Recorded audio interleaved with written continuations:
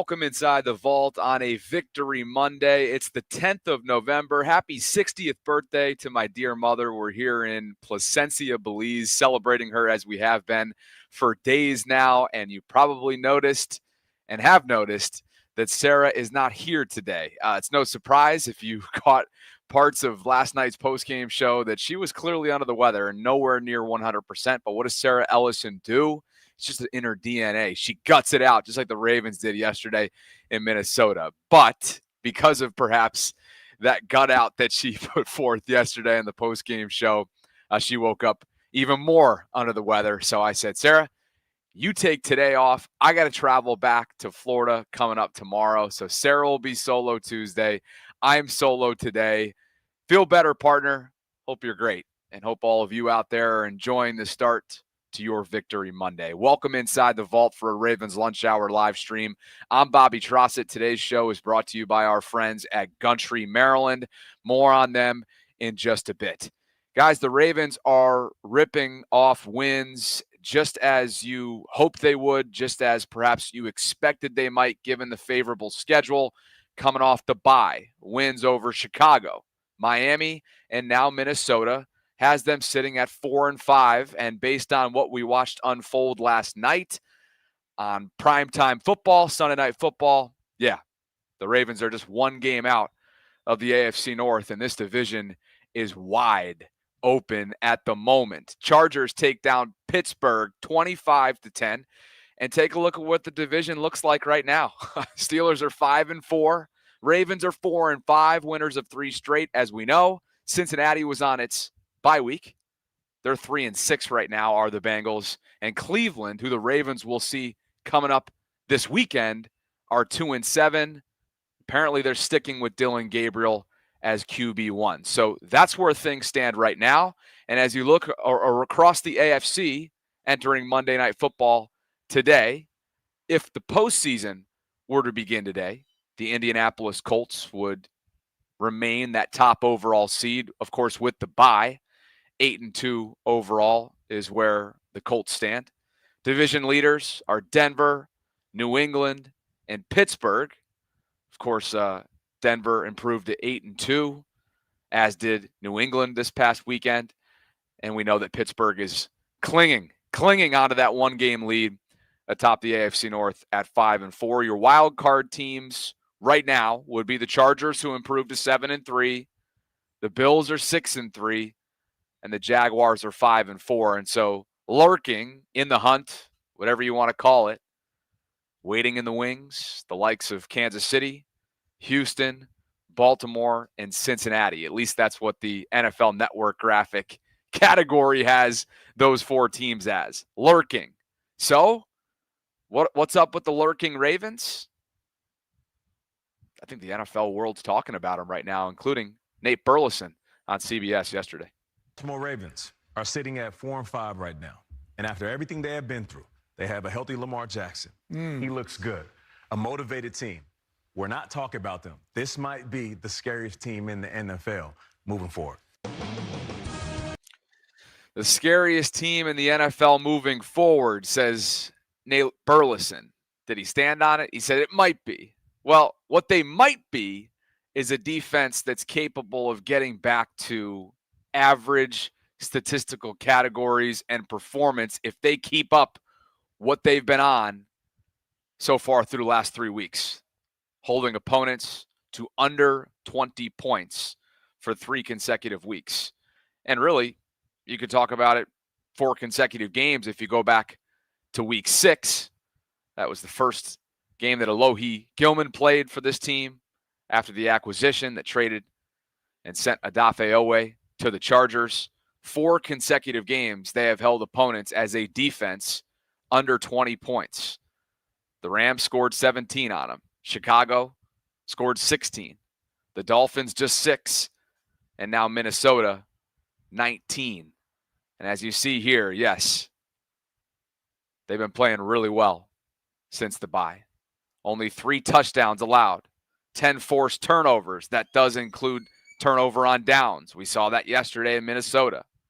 A 67.5 average opposing passer rating. This is all tallied up by Sleeper Ravens on Twitter.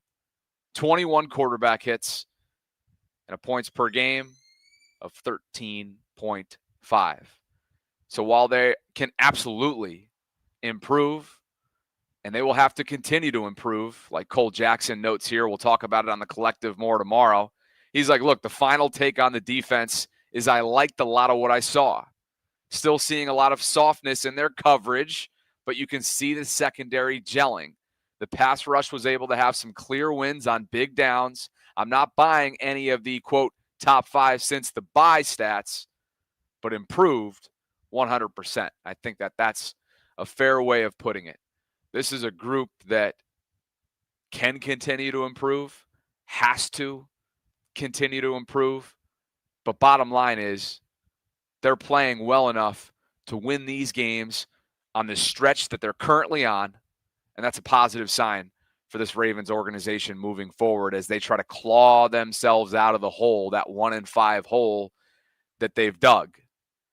Elsewhere, more defensive metrics and statistics tallied up by Jonas Schaefer of the Baltimore Banner earlier this morning. He took a look at the Ravens defense weeks 1 through 6. Their EPA per play ranked 30th in the NFL. They had a success rate that ranked 29th. What about since week 7?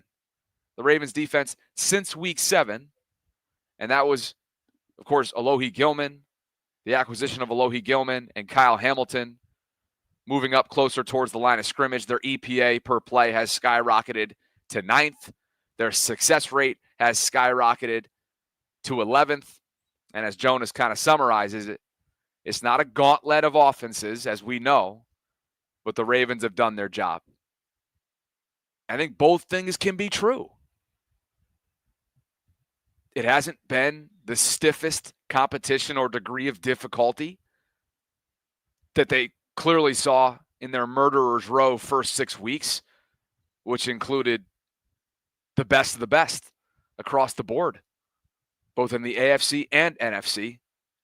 But at the same time, I continue to chat and talk at length about the parity that we've seen in this league this year and the any given Sunday that's been on steroids in recent weeks. And so that has to be a part of the conversation as well.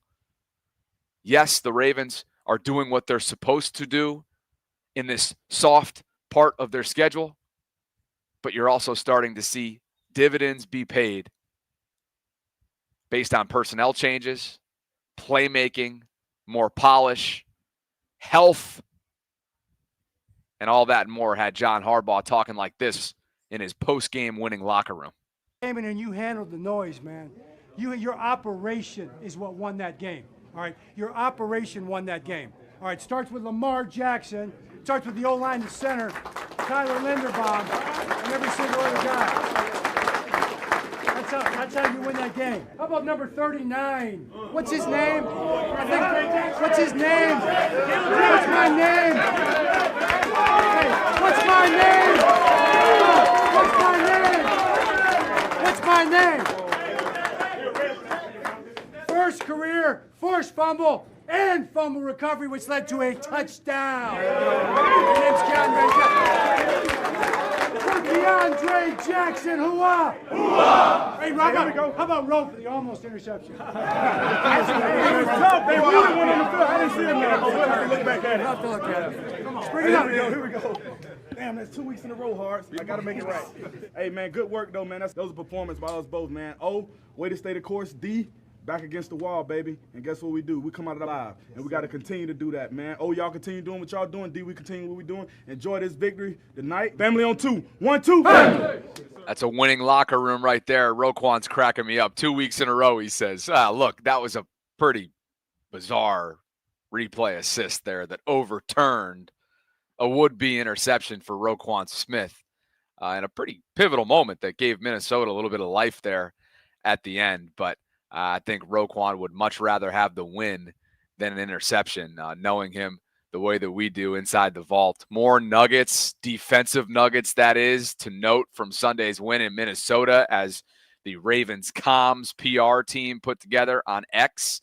The team recorded 13 pass deflections. That's tied for the 4th most in a single game in franchise history, 4 of which were recorded by the defensive line. So while this group has struggled to both organically and systematically pressure the quarterback from a pass rush standpoint, my God, did they get hands-on footballs early and often yesterday. J.J. McCarthy making his 4th career start as a Minnesota Viking, really still a rookie, was very complimentary of the Ravens defense at his post-game podium yesterday in Minnesota. Great job defensively. I feel like they used, the big guys up front to, give a little push and then just, get eyes up, ready to swat the ball down. And, I got to do a better job of making sure that I'm aware of that. And, when I step up in the pocket, don't get too close to those guys and, work on all the different arm angles. But at the end of the day, they just were a great defense. And, it was a great test for us as an offense to be able to see what it looks like against a great AFC team. And, we just got to, not allow those little things like that and pre-snap penalties to have an effect on our offense. Oh, there were plenty of pre-snap penalties. If I'm in Minnesota today as a Vikings fan, I'm pulling my hair out in terms of the lack of polish, the lack of discipline, the lack of operation that they were, offensively speaking, not able to ever really achieve consistently throughout 4 quarters. And, hey, as much of that is easy to just be like, oh, yeah, I mean, that's Minnesota. That gifted the Ravens opportunities and field position and, dictated the game in a lot of ways. At the same time, in the same breath, you can say, hey, this Ravens defense led by Kyle Hamilton up at the line of scrimmage, you have to give them some credit as well for the havoc that they were wreaking early and often. More from JJ. As you look back on that game right now, are there any throws or decisions that maybe stick out to you that you want back? There's a lot of them. I just feel like, there's so much on the tape that it's going to reveal, but, the amount of tip balls that happened today at the line of scrimmage, those are just absolutely killer, and it's a credit to them up front. They played a tremendous game. They had a tremendous game plan, threw the kitchen sink at us in terms of coverage, pressures, new looks. But, yeah, it's just the little things like that. I think it's the worst play in football, a tip ball at the line of scrimmage, but, that's what it is, and, I definitely want those back. Man, if you think that's the worst play in football, he must have really been frustrated not only playing yesterday's game, but I'm sure as the week starts and the film begins, looking back on that game, I'd imagine that's going to lead to even more frustration because, again, the Ravens recorded, just to reiterate, 13 pass deflections. That was tied for the 4th most in a single game in franchise history, 4 of which were recorded by the defensive line. So I think CJ Okoye had 1, Travis Jones had 1. I mean, they were disrupting sight lines for J.J. McCarthy, and you got to give credit where credit is due to Zach Orr and this defense. More notes. The Ravens defense forced a turnover for the 4th consecutive game. That's the NFL's 4th longest active streak. The Ravens' 7 total turnovers since their Week 7 bye are the NFL's most over that span, right? Yeah, you can. Turnovers are like interceptions. Turnovers are like most statistics in the NFL. They do require context. There always is context, much like yesterday. One of J.J. McCarthy's interceptions was on a ball that, after it had already left his hand, Justin Jefferson slipped and was tangled up with Marlon Humphrey. But hey, that's football. We can sit here all day long and deep dive into the context that's required to fully understand and articulate and contextualize these turnovers and these metrics and these statistics and what it means. But bottom line is, Ravens defense is playing well enough to win them games. And that's something that Marlon Humphrey spoke about. This was a question asked by Jeff Zrebiec, my co-host on The Collective, about celebrations, turnover celebrations. But watch the direction that Marlon took this answer in. The thing is, we've been planning these celebrations, which means we're planning to make the plays, and I think that's a part of the whole thing. You got to believe it. You got to see it during the week, and I think that's another thing that's changed with our defense. We really believe in, obviously we have Lamar Jackson, but on defense we're trying to get it to where we can win games on defense. We don't even need the offense to put up any points. We can turn the ball over. We can get them the ball in the red zone. So that's been a big key, I think, the mindset shift of, even though we have Lamar Jackson, let's give him a smoke break. Let's give him an off day. He's bailed us out so many times. How about we do it? And so I think that's been a big difference as far as the mindset. Give the man a smoke break. Why not? And that's what I think was one of the big takeaways on last night's postgame show.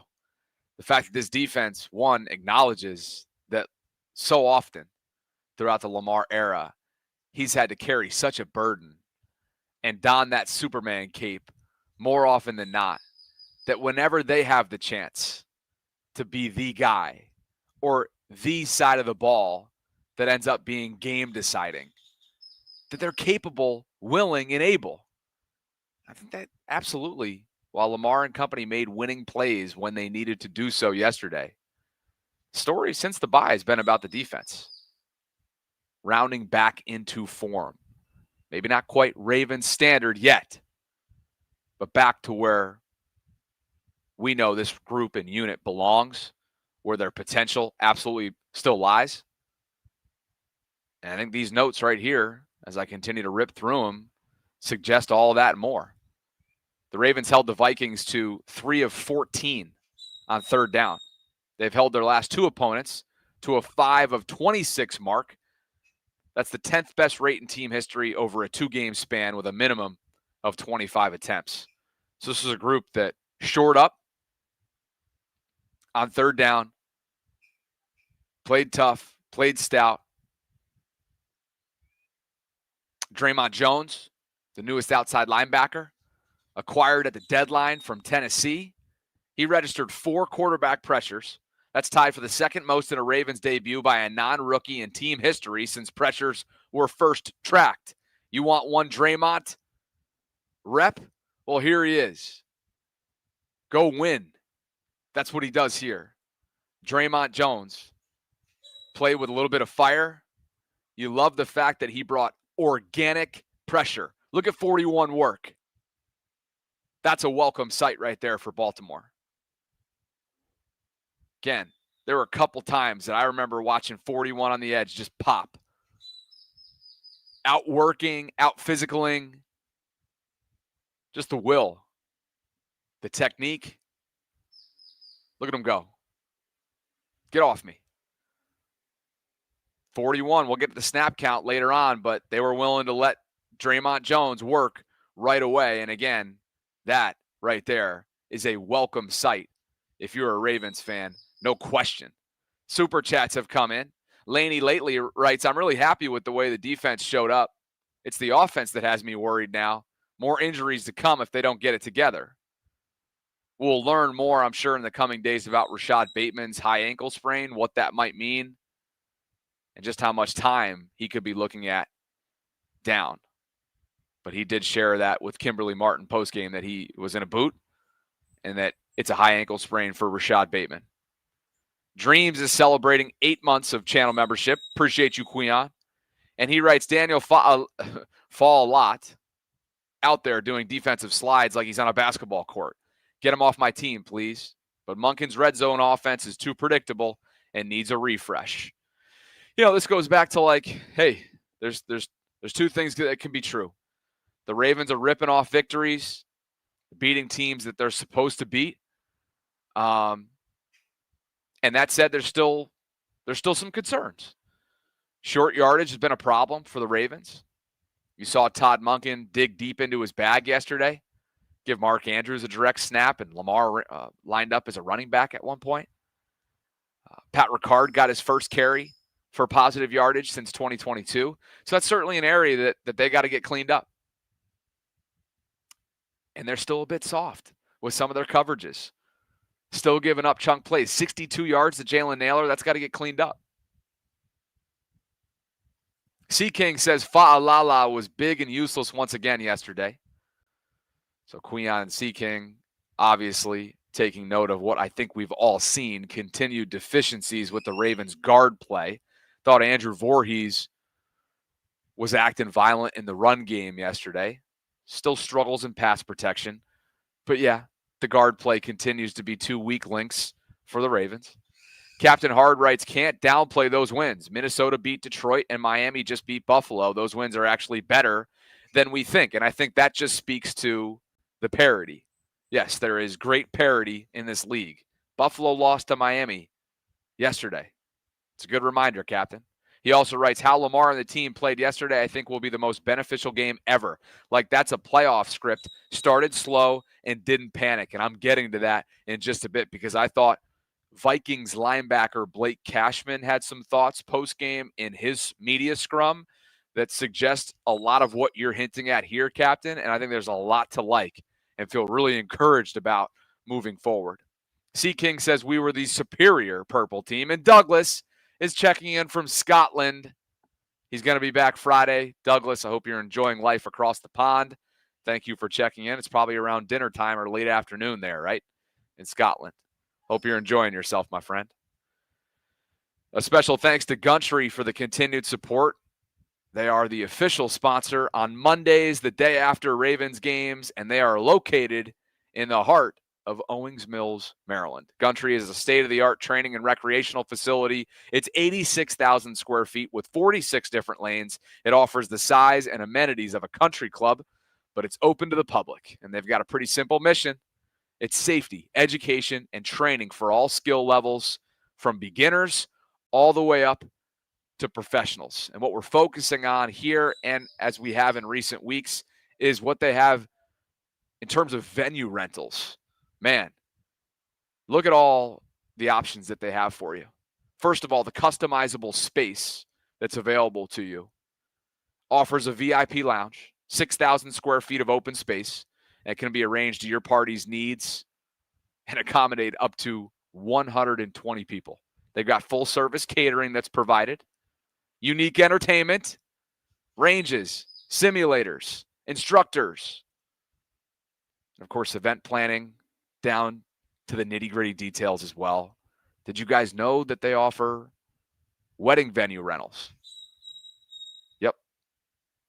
Look at the Ravens fans getting after it here, enjoying their time at Gumtree. Mr. and Mrs. walking down the aisle. There's a look at what it all consists of indoors and some of the catering side of things. Again, Gumtree, Maryland. You can find them across all of their social media platforms by clicking on the direct links that we have in the show notes. Here's a look at the cigar lounge. You already know that if I still lived in Maryland, you already know where I'd be finding myself. Here's Paul Glomp, general manager. You can easily reach him by email or phone with the extension that's provided. And maybe you guys can chat with him if you're interested in renting one of their spaces. Because all VAULTRONs right now have the opportunity to use promo code VAULTEVENT with them, which will get you $250 off your future event deposit. Again, that is VAULTEVENT. You can talk to him over the phone, going in person, email Paul himself, as you see here on the screen. And again, promo code VAULTEVENT. That's VAULT event. It's going to get you $250 off your event deposit. Check it out. That deposit, by the way, under a week. The deadline is under a week out. That deposit must be made by November 16th. The code must be provided at booking. Gumtree, Maryland. We appreciate them for their continued support. You can click on the link that we have included in the show notes. There's also one as a pinned comment right now in the live chat if you want to get started. Holiday season's right around the corner. You name it. Lots of different options to host and enjoy yourselves over there at Gumtree. Okay. Over 1,100 of you concurrently watching. As you can tell, no Sarah Ellison today. Sarah is under the weather. She pushed herself hard last night, I think, to be available for the post-game show. So she's getting herself right today, relaxing, catching up on sleep, hopefully getting that voice taken care of. It was rather hoarse last night, and she just gutted through it. Would you expect anything less from Sarah Ellison, S.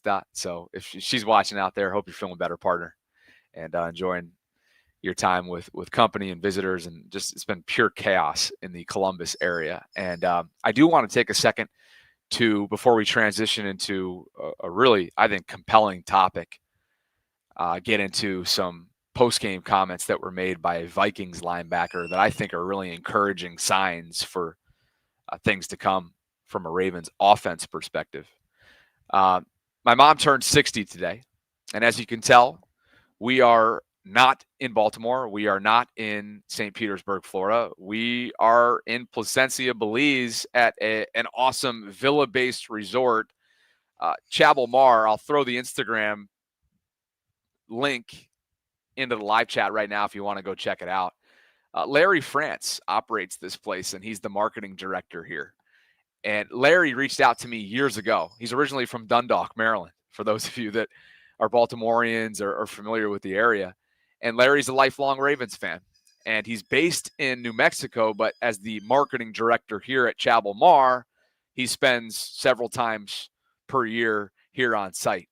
And for years running, he's wanted me to come out, bring my family here, experience this unbelievable getaway and oasis. And finally, I thought to myself, with my mom's 60th birthday here, why the heck not? So that's what we did. It was years in the making. We flew out on Thursday and have been celebrating her. All of my siblings are here. My future brother-in-law is here. And, not to get too deep into the weeds here, but, I'm 31. Youngest brother is 22. There's 4 of us. There's a 25-year-old and a 28-year-old sprinkled in there in between. And, I think a lot of you can attest, mothers out there, parents out there that have big families. And I think, 4 is relatively big, at least for 2025 in the U.S. So much of her 61 years and really the last 31 years, every ounce of her being has been dedicated to raising us. And with that comes an unbelievable amount of selflessness, commitment to us, patience, love, care, you name it. And so for us to dedicate an entire weekend solely designed for her, 1 is beyond deserved, 2 is way overdue, and 3, it's just special. And I just think that it's been a really, really special last few days, sharing intimate time together, right? Days and days and days on end. Deep sea diving off an island here outside of Placencia here in Belize. My mom was a little bit nervous, as I think a lot of us were, to go down 40, 50, 60 feet underwater in the ocean. And yet we all did it. And I think we were sharing a conversation last night over dinner. And we thought to ourselves, like, wow, the fact that we were all willing and able and down to do it is just it's a special moment. And I know for her and all of us, it's been a bucket list type of experience here. And I just wanted to say thanks to the folks at Chabal Mar, Larry France, his tremendous marketing team. The West Wing Flock out of New Mexico, by the way, is what he's a part of. So shout out to those of you in the New Mexico area. I've heard from some of you over the years. You guys have been great supporters of our channel, as has Larry for years running. And I just wanted to shout out Chabal Mar for a fantastic experience here in Belize. Over 1,100 of you concurrently joining me right now. Please like the video if you haven't already done so. Subscribe to the channel. Hit that notification bell. Consider becoming a channel member or gift-giving membership. Kobe Pruitt says the Ravens' future head coach did a really good job at stopping the offense last night. They need to figure out short situations and fast, but unfortunately, it's where our offensive line deficiencies show up. Okay, you're calling your shot, KP? You got Zach Orr as the future head coach in Baltimore? Wouldn't that be something? Douglas says, yesterday I was 71. Tell your mom I said hello. Happy belated to you, Douglas H. Brown Sr. Joe Jenkins says, I think Bateman is the easiest to replace. Sudesh says, any ugly win is better than a pretty loss, #Ravens. Joe Jenkins is also back with a 5 spot. 5 new channel VAULTRONs have been gifted memberships thanks to Double J. Appreciate you, Joe. And a little meatloaf from Belize. Hell yeah. Laney says, I'm really happy with the way the defense showed up. It's the offense that has me worried now, and I've already read that. Wildlife Wale says, come dive at St. Croix soon.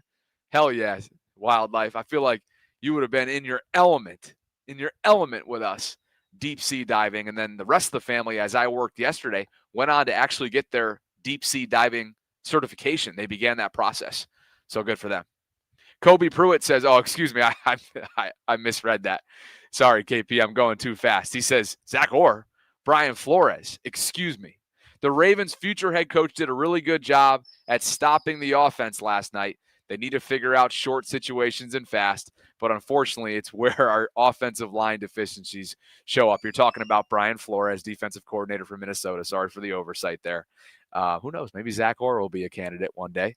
You never know. Started a little rocky for him, but this team is in this defense is rounding out into form over recent weeks.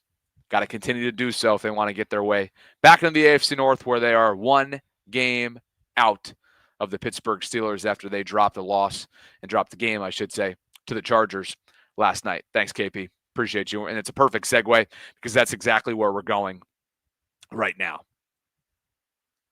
All right. Allow me to reset here. Da-da-da-da-da-da-da-da. Hope you guys are enjoying the show. I think the birds have finally calmed down for once out here on the veranda. Okay.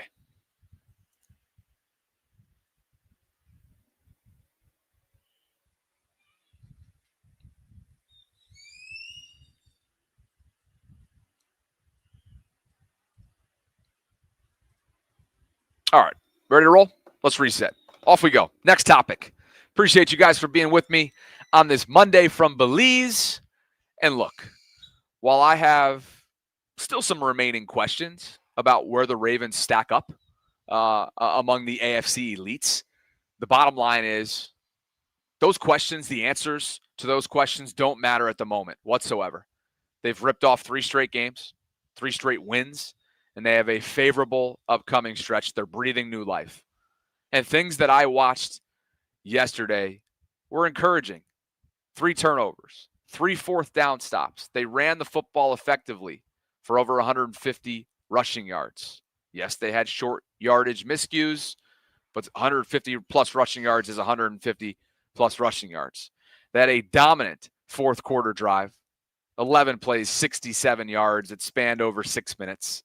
It began in the third quarter, leaked into the fourth quarter. Tyler Loop contributed. He went 4 for 5 from a field goal perspective. Yes, he missed 50 from 56. Handled his dynamic kickoffs, but in a game that you win, 27-19, you needed every single one of those points from Tyler Loop. He's yet to truly be challenged or leaned on, let's call it, through the first 10 weeks of his rookie year, but he's absolutely passed the test thus far. And how about the decisive halftime adjustments made by Todd Monken, and also digging into some trickery from a creativity standpoint when he realized that they were not getting enough push up front in short yardage situations. Where I'm going with all of this, I think the Ravens showed something yesterday that's very, very encouraging moving forward for this group. They found a way to win on their terms, and they did so in kind of a vanilla fashion. Listen to Blake Cashman, Vikings linebacker, some of his post-game comments about what he felt like their strategy was from an offense perspective. Baltimore was really taking much risk. They were running the football. Lamar was, for the most part, where they're having their success was in the quick passes, in the drop back. It wasn't really working for them. So it's hard to take the ball off the team when they're not absorbing risk. But with some guys they have over there where they've had fumble issues, we got to be better at punching at the football and gang tackling, get guys ripping the ball. That's Blake Cashman, Vikings linebacker. Did you hear him? Go ahead and transcribe that for you. Quote, I didn't think Baltimore was really taking much risk. They were running the football. For the most part, where they were having success was in the quick passing game. In the drop back game, it wasn't really working for them. It's hard to take the ball off the team, meaning take the ball away from the team, when they're not absorbing risk. This one's garnering some traction online right now. A lot of Ravens fans weighing in, and here are my thoughts on it. I think this is a really encouraging sign. Too often has a Ravens opponent in recent years in the postseason, for example, played a very risk-free, right? Like low risk, high reward type of game, meaning from an aggressiveness standpoint, was just kind of like really average, really calm, not necessarily moving the needle, not necessarily grasping for anything out of control, right?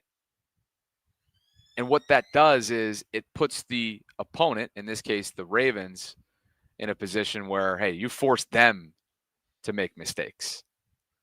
And you just kind of sit back and play your game and see if they'll make mistakes. Yesterday, I thought it was a good example of the opposite. The Ravens were the ones that sat back, played their game, low risk, medium to high level reward, and ultimately got an end result that was in their favor. Like, I think this is a really encouraging sign. Quote, I didn't think Baltimore was really taking much risk. They were running the football. For the most part, where they were having success was in the quick passes. In the drop back, it wasn't really working for them. It's hard to take the ball away from the team when they're not absorbing risk. I don't mind living in that world. From a Ravens perspective, that's a nice change in guard, to be quite honest with you. Not pressing, not overly exerting themselves, particularly when it comes to testing Lamar's mobility. Still getting himself back from, of course, the hamstring that sidelined him for a few weeks. And then there's this, which also is the perfect, it goes hand in hand with what Cashman was commenting on. Lamar didn't throw a ball 20 air yards yesterday. Spenny got the next gen stats here. He said, look, it wasn't the cleanest offensive effort, but think it was necessary growth against a disciplined scheme. Lamar was 17 of 29, 176 yards, touchdown, no picks, no turnovers. Look at the passing chart. Blake Cashman's correct. And I think that's really encouraging. It shows you the Ravens are capable of winning in a variety of ways. It shows you that even without Lamar playing at a high level or needing everything that Lamar, exhausting every single resource that comes with Lamar, Ravens are still capable of winning a football game. I think there's a lot to like about that. Winning ugly. Do you want to make a habit out of it? No, but reality is, I think that's a really encouraging sign. Todd Monken deserves credit. Lamar deserves credit.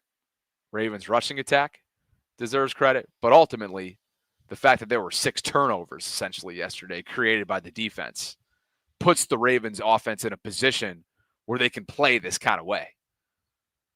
3 turnovers, 3 fourth down stops. That's going to certainly help in this category. I'm not saying they should make a habit out of it. I'm just saying we haven't grown accustomed to seeing the Ravens win games. They tend to lose games like this, the way the Minnesota Vikings did yesterday in the playoffs. And so if you're looking for something to look ahead at way down the line and feel encouraged about, I think it starts and ends right here. Historically, Lamar continues to be Lamar. It was his 100th career start yesterday in Minnesota. And yeah, not a bad list to be on. The NFL on CBS Twitter account put together the best records by quarterbacks over their first 100 career starts in NFL history. And Lamar, at 73 wins and 27 losses, finds himself on a list that includes Patrick Mahomes, Tom Brady, and Roger Staubach. That'll play. Historic stuff for a historic player. And what about the NFC? He continues to dominate that conference. He's 25-3. It's the highest quarterback win percentage versus a non-conference opponent since the merger. That's 1970, going back quite a few years. And that's a minimum of 15 starts. That's not enough for you. I got more. Lamar passes Josh Allen for the 6th most passing touchdowns by a quarterback in their first 100 career starts in the Super Bowl era. And if you needed more, Well, I got it for you. There's plenty of it to go around. Lamar's led the Ravens to 2,883 points in his first 100 career starts. That's a points per game mark at 28.8. The three highest scoring offenses in a quarterback's first 100 starts since 1950 includes, again, Lamar, Aaron Rodgers, and Patrick Mahomes. Elite company, elite players, elite starts to their careers, their Hall of Fame careers, that is. More from Dante here. Lamar's thrown just 50 interceptions in his first 100 career starts. That breaks Aaron Rodgers' record for the fewest interceptions in a quarterback's first 100 career starts. Aaron Rodgers had 54. Unbelievable. Think about this run that Lamar is on. And again, yet again, here he is living in a world where since he's returned from his hamstring now for several games, couple games, Miami now and Minnesota, they really have not been forced to test his mobility, to test his hamstring. Guys, Brian Flores, to go back to KP's point earlier on and how disciplined this defense is under Brian Flores, perhaps a future head coach in this league. Lamar was blitzed on 58% of his dropbacks. That's the fifth highest rate of his career. He got the ball out of his hands quickly. He averaged 4.1 air yards per attempt. That's the lowest in a game with 20-plus attempts in his career. So, yeah, as Blake Cashman noted a short while ago in his post-game media scrum,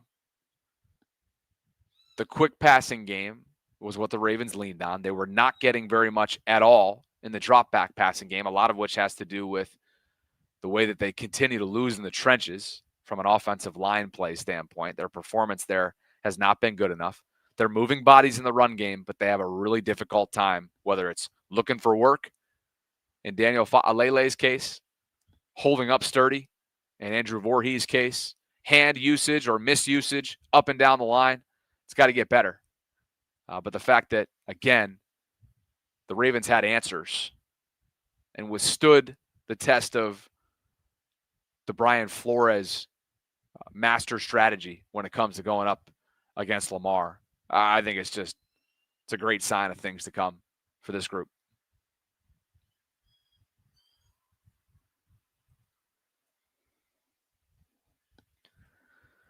Let's get to some super chats, shall we? Wildlife says Lamar is playing on schedule, not living off of the extended play, which helps the offensive line. Steve O says good road win. All three phases did their job, but 77 was a tough watch this weekend. Guys like a fish out of water in space. Joe Jenkins writes, God bless your family for looking after your mom. We love her. We love you, Mom. KP says it seems like the defense didn't have an issue with Orr all along. Players kept reiterating they needed to perform. Seems the 14 switch to Rover was the key. Was Kyle Hamilton something yet again yesterday? My, oh my. It's a player that his impact, what he does on a play-to-play basis, it just knows no bounds. The highest paid safety for a reason. No question about that. Again, listen to what J.J. McCarthy talked about. As you look back on that game right now, are there any throws or decisions that maybe stick out to you that you want back? There's a lot of them. I just feel like, there's so much on the tape that it's going to reveal, but, the amount of tip balls that happened today at the line of scrimmage, those are just absolutely killer, and it's a credit to them up front. They played a tremendous game. They had a tremendous game plan, threw the kitchen sink at us in terms of coverage, pressures, new looks. But, yeah, it's just the little things like that. I think it's the worst play in football, a tip ball at the line of scrimmage, but, that's what it is, and, I definitely want those back. 13 pass deflections. That is insane. 13 pass deflections. And again, as much as it's easy to sit here and be like, oh man, the Vikings just self-inflicted wound after self-inflicted wound, 8 pre-snap penalties. A lot of that has to do with the stress that this Ravens defense was putting their operation under. Their cadence was off. J.J. McCarthy clearly was flustered at times. And you heard him there. They threw the kitchen sink at him. You got to credit Zach Orr and his defensive staff for their game plan going in because, man, oh man. Again, that pass rush still leaves, I think, different areas, different aspects to be desired. But when you got Draymond Jones coming in and immediately tallying up 4 pressures, and when you got Travis Jones and CJ Okoye and other guys up front that are impacting sight lines, getting their hands on footballs and deflecting balls at the line of scrimmage, and not to mention you're taking away the football both when it comes to shoring up on 4th down, creating turnovers on downs, and taking away the football as well, then you're going to make up for an inconsistent and at times lacking pass rush. Kobe says a sneaky good result was the Bills losing to Miami. They now have 2 division losses and a loss to the Pats. They are firmly a wild card team now and may lead to a rematch at the bank in the playoffs. Interesting. A sneaky good result was the Bills losing to Miami. Yeah. Can you imagine if the Ravens host a playoff game this year? I'd be stunned. Stunned, but it's not out of the question. Not out of the question at all. It's hard to believe.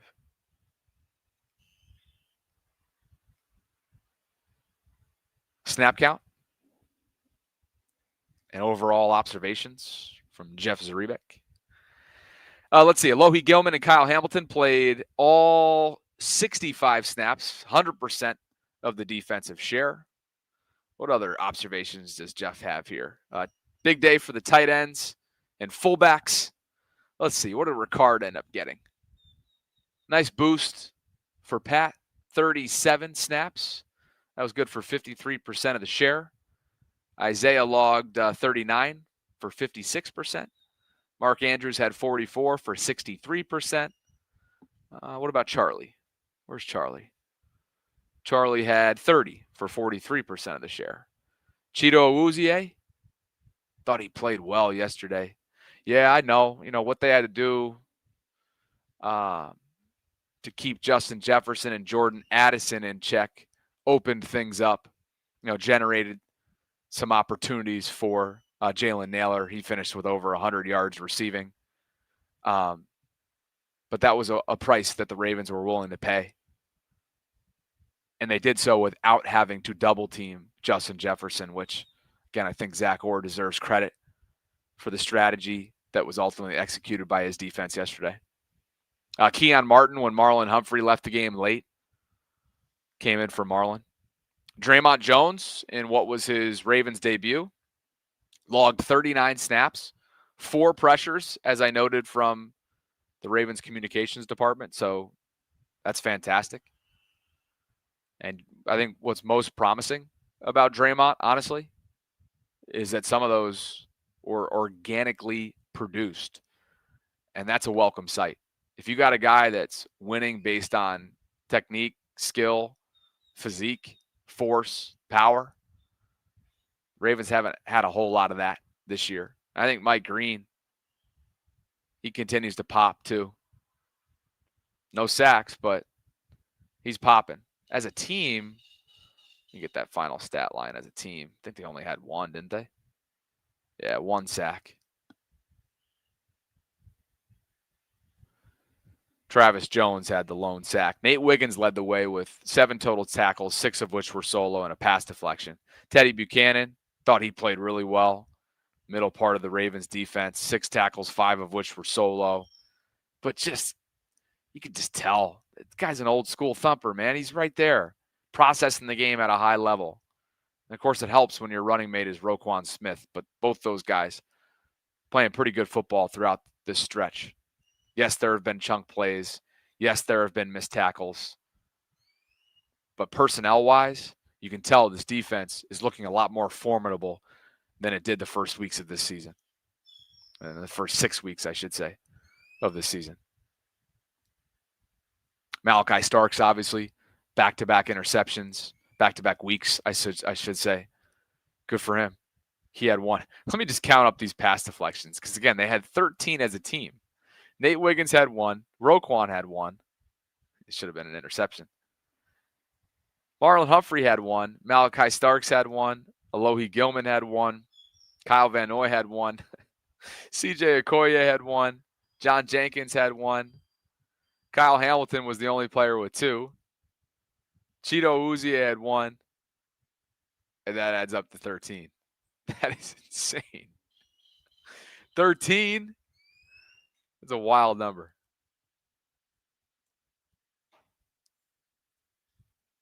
Wildlife says 4 games in a row, less than 20 points. Yes, the output, scoring-wise, really positive sign for sure. There's a lot of positives.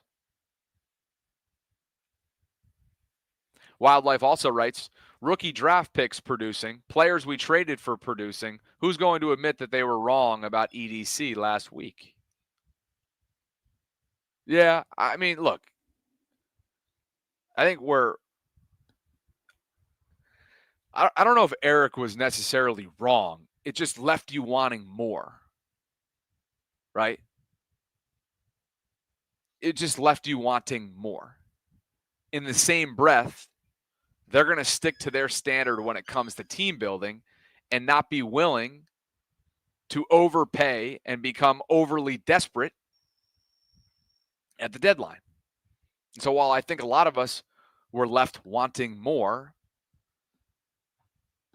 they weren't willing to deviate or overpay. Will it come back to bite them? We'll have to see. Now, if Draymond Jones can be an immediate impact player for them on the edge, and Carl Lawson is activated at some point and elevated up from the practice squad, and he can give you some impact, and you continue to lean on whatever Kyle Van Noy is able to give through the next 8 weeks as a veteran, and Mike Green continues in rotation, and you're getting this kind of performance from the defensive line, from their ability to stop the run and bend but not break and shore up on third down and take the football away, not just from a defensive line standpoint, but from all 3 levels. Yeah, we might be looking back saying, I don't know about was Eric right or was it an overreaction?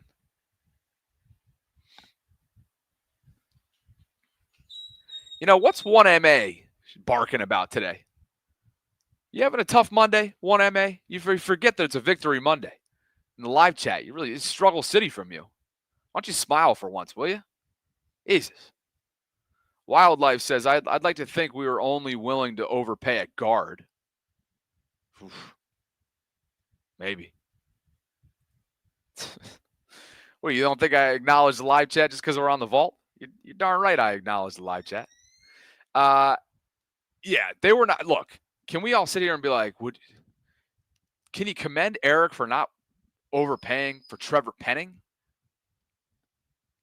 That's an area that would have been easily critiqued as desperate had they done that. The Chargers had to do it. They lost both of their bookend tackles. Appreciate you, Wildlife.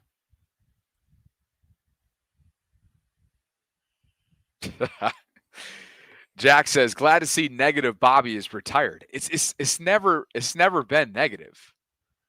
I've just been very gradual and mindful of, and that sun's slowly starting to creep out here. As you can probably tell in the background, it's an overcast day. It's actually been monsooning since last night. We've had flawless weather up until right now. But the sun is slowly starting to, even though it's raining at the moment, slowly starting to work its way out. yeah, I've just tried to be patient with not getting too high, not getting too low. With that said, I may very well have gotten too low, if you will. Pause on the the whole Ravens are cooked statement. I may have to walk myself back on that. But until divisional play starts up and I see how they respond to that divisional stretch, I'm just kind of keeping things at bay for the moment. Melvin says negative is the word. No, Melvin, that's you.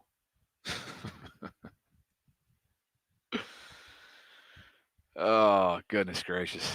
You people are something, you know that? Paul says, Belize Navidad, Bobby. More Ravens wins for Xmas, Christmas. I like that, Paul. Belize Navidad. Thank you. Same to you, Paul. Hope you guys are enjoying the pre-holiday season, starting to ramp up and whatnot.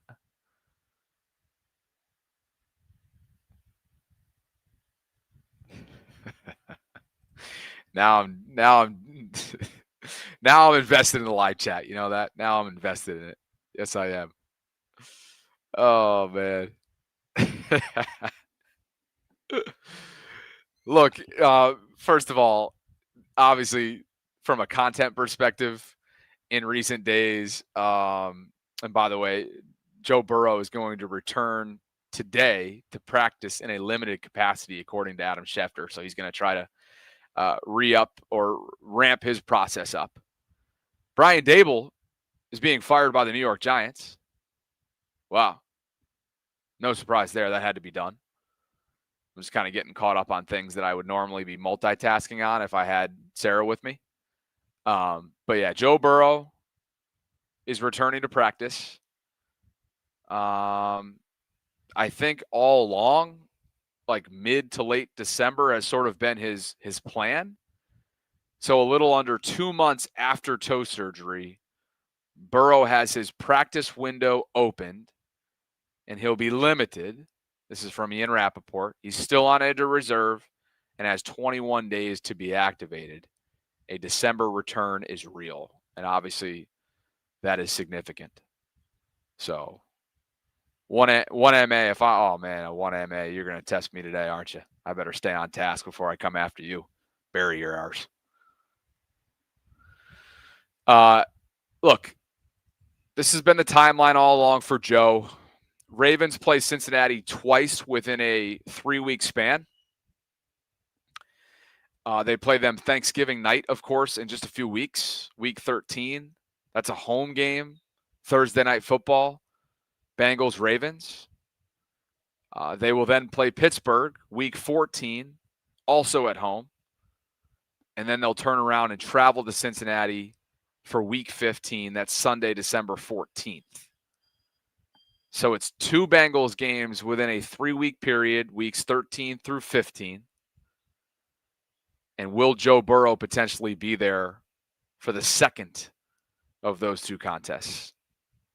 And if he is, where will Joe Burrow be health-wise? There you go.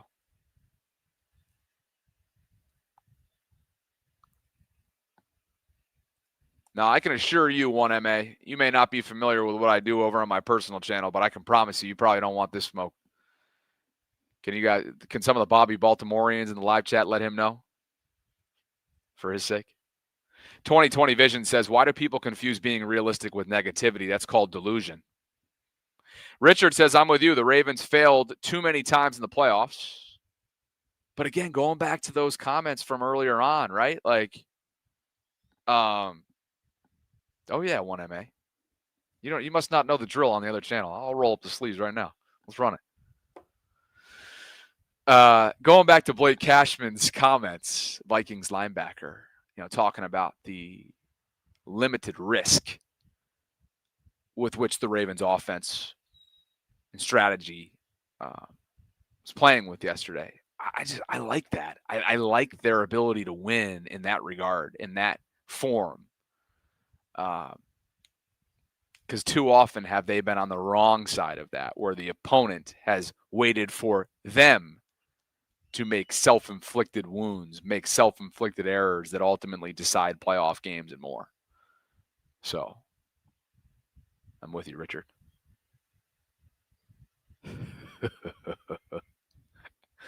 Oh, yeah. Live chats. Ramp them up, baby.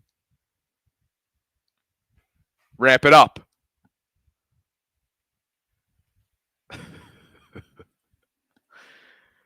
Oh, this is good. People are like, don't do it. Don't do it. All right, we won't do it. We'll leave it at that. But what I was going to say was, from a content perspective, just wanted to say thanks for your patience over the last few days. Obviously, between my travel schedule and Sarah's at-home schedule, and being here, and now her being under the weather, and there's just been a lot going on. So, we didn't have a show on Friday. We went less than 90 minutes last night. This is 60 minutes here. We'll make up for it, is basically what I'm trying to say. We'll make up for it. We'll be more sharp, more polished once once I'm back in my home studio, and once we get travel back. So appreciate all of your patience. Appreciate all of you guys for hanging out with us on this Monday. If you could, on the way out, like the video, subscribe to the channel, hit that notification bell, consider becoming a channel member or gift-giving membership. I would love for you guys to check out Chabel Mar. Again, Larry France. I'll drop the Instagram specific link in the live chat right now. Larry France is a Ravens fan from Dundalk, the marketing director here on site, and he's just been an amazing, gracious host for my family and I. We both, all of us, wanted us to extend thanks to him. So, yeah, we'll leave it at that, guys. 1MA, I hope you have a great day. I hope you have a great rest of your day. And we'll have more tomorrow. Sarah will be solo. I'll be traveling back from Belize. And I look forward to rejoining the vault, rejoining all of you on Wednesday. As always, 12 noon Eastern. Hope you guys have a great rest of your Victory Monday. Ginger says NFL with a shaking his head emoji. Wasn't that textbook hip drop on Bateman? I have to take a look at that. Certainly. But Rashad will be dealing with a high ankle sprain and remains unknown what kind of timeline he might be on in terms of rehab and what that overall recovery timetable looks like. So, all right, guys. Appreciate you. And thanks to Gundry for the continued support of the program. Appreciate you guys. Sarah and I will catch up with you on Wednesday together, and she'll be solo tomorrow if she's feeling back 100% recuperated. So more to come on all that. Thanks again, and we'll have a best of dropping at 4 o'clock Eastern, as we always do. It's our repurposed short form content that has a brand new playlist if you go to the homepage of the Vault. Thanks, guys. Talk to you.